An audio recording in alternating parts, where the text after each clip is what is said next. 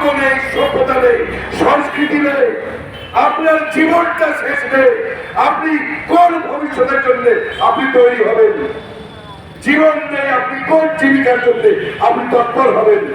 আপনার পরিবার নেই, আপনি কোন সন্তান সন্ততির জন্য আপনি পরিশ্রম করবেন? আপনার বাড়ি নেই, ঘর নেই, আপনি কিসের জন্য কাজ করবেন? কোন ভবিষ্যতের দিকে তাকিয়ে থাকবেন? এরকম একটি বিকট পরিস্থিতিতে পশ্চিম বাংলা আজকে চলে এসছে।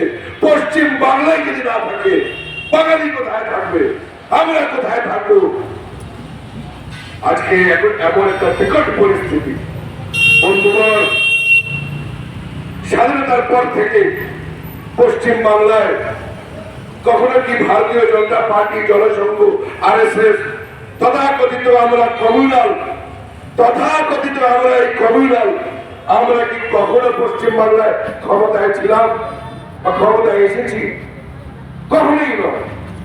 পশ্চিম বাংলাকে চালিয়েছে প্রথম দিক থেকে তথাকথিত সেকুলার, উদারবাদী, প্রোগ্রেসিভ, বামপন্থী, কংগ্রেস, সিপিএম, এইসব এরা চালিয়েছে পশ্চিম বাংলাকে, আর আজকে চালাচ্ছে টিএমসি।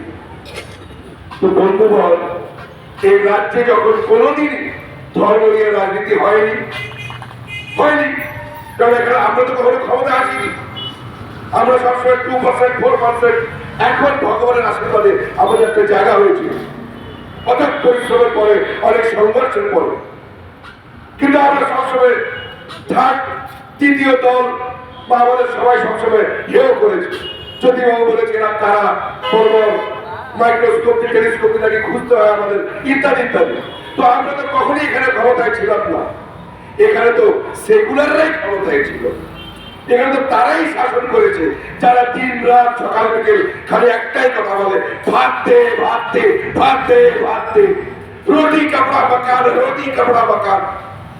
24 ঘন্টার মধ্যে 48 ঘন্টা যারা ভগবানের রামকে গালি দেয়, তারাই এখানে ক্ষমতায় থেকেছে গোটা 75 বছর।